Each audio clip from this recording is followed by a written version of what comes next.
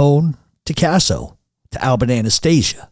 They didn't waste time killing anyone, civilian or not, who got in their way or agitated them beyond the normal scope.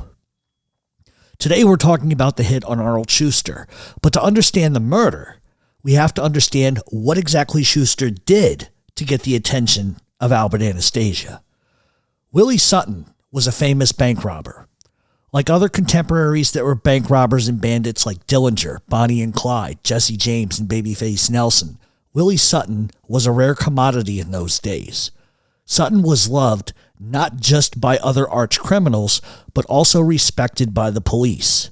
I know it may not make the most sense, but Sutton just had a way about him. Sutton was one of 5 children born into an Irish-American family in Brooklyn, New York in 1901. At an early age, Sutton was a troublemaker from day one. He was an expert thief from a very early age. By the time he was a teenager, he was a prolific thief. Everybody knew who Willie Sutton was.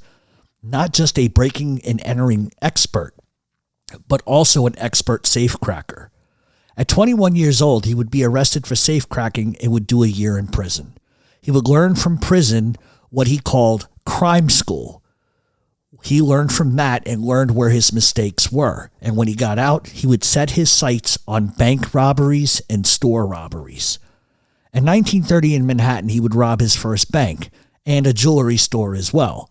And this is when he would earn the nickname the Actor, because of his ability to fool everyone by wearing disguises and being able to acquire work clothes associated with the banks or stores that he was robbing. He did his research. At this specific bank, he dressed as a Western Union messenger. He walked in with a .38 and held the bank up. Sutton would be in and out of prison at different times, and what made Sutton beloved was how he treated other inmates when he was in prison. When new inmates would arrive, Sutton would always make sure they had the best of everything. New shoes, new clothes, new bedsheets, anything. He just believed that being comfortable made inmates more relaxed. Anything to make the time go smoothly, he would help and do. And that endeared him to not only just prison inmates, but also to the mafia, who were also doing different stints at the prisons with him. Sutton was protected by mob guys in prison because not only was he likable, but he gave mob guys solid legal advice on how to beat cases, and often the information that he gave them enabled them to beat government and state cases. While many other inmates were intimidated by gangsters, Sutton often had lunch with them and was accepted as their equal, and he was protected by them. Sutton also would help inmates get jobs, legitimate jobs on the outside once they were released. Sutton would leave his address on a piece of paper and tell them come see him when they got out. And he'd always find them some sort of job, or he'd use mob contacts who would hire felons to do legitimate work. Sutton always used a .38 or a Tommy gun on a bank job, but neither gun was ever loaded. As Sutton would say years before his death, I was there for the money. I wouldn't hurt anybody. I wouldn't load the guns out of fear that they might accidentally go off and hurt somebody. He was a gentleman bank robber in every sense. His rule was simple. He would not rob a bank where women were or where there were children. He was totally against that. Just as notorious as his bank robberies were, his escapes from prison were epic. He was prolific at that too. December 11th of 1932, he escaped from Sing Sing by using a hacksaw blade to saw through the bottom bars of his cell. Sutton then used his lock-picking expertise to pick his way out through security doors and gates. He would then find a ladder, and he would wire 2 of them together. Then he would scale the west wall. Once over the wall, he would run up the hill where a getaway car was waiting for him. In 1945, Eastern State Penitentiary in Philadelphia, Sutton and 11 inmates crawled through a 99-foot tunnel that Sutton and other inmates dug for a period of 11 months. They went through the tunnel, got out into the streets, but were arrested a couple hours later. February of 1947, Sutton and 4 others escaped Holmesburg County Prison. Sutton picked the cell door, and he and other inmates made it out into the yard, and they would use ladders to once again scale the wall of the prison. Prior, Sutton had paid an inmate to fake an asthma attack, and what procedure called for was for guards to go with that prisoner who was sick to the hospital, and basically it made the prison short-staffed. 2 guards would have to leave to escort the inmate, as we said, to the hospital. Sutton had hacksaw blades and a gun smuggled into prison. As the guards made their rounds, two of Sutton's accomplices jumped the hacks, and forced them at gunpoint down to the boiler room with Sutton in tow. Sutton ordered the guards to undress, and he put on their clothes of the guards. It's also in the boiler room where they fashioned together two ladders and then headed to the yard.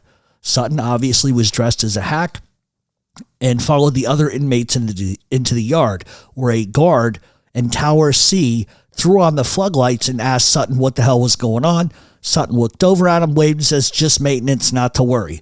The floodlights go off, the guard goes back to reading his book, and they use the ladders to scale the wall. All of the inmates were arrested the following day except for Willie Sutton. Sutton had escaped, and that is the day that Willie Sutton went on the lam.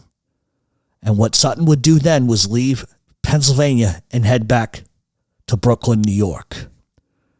In February of 1952, Arnold Shuster was riding the subway. As he looks up from his paper, he recognizes Willie Sutton, sitting just a couple of feet away from him. When the train stopped, Sutton gets off, and Schuster, who all his life wanted to be a cop and some sort of private investigator, follows Sutton off the train. He would then follow Sutton down a few blocks, which was almost near a police station. Sutton begins to work on a car whose battery had died right in front of a storefront. Schuster walks right past him, goes right to the police station, and he rats out Willie Sutton. Sutton would be arrested hours later. Schuster, who wanted to be touted as a hero and wanted publicity, makes a very bad mistake. He brags to everybody that he's the one that's responsible for getting Willie Sutton arrested. But what you have to understand is everybody loved Willie Sutton. He never hurt anybody. He robbed banks. That's what he did. Newspapers report on Schuster's heroics, and then Schuster gets invited to go on a television show to talk about his good deeds. Everybody in New York was watching, including Albert Anastasia, who despised rats, knew Willie Sutton, and loved him. And it's been said while Anastasia was looking at the evening paper, the television is on, he looks up, he grabs his telephone, and he says, "I want Arnold Shuster fucking dead." March 8th of 1952. As Schuster is leaving his home, he's shot 4 times, twice in the crotch and once in each eye. And that is the story of not just Willie Sutton, but of Arnold Shuster.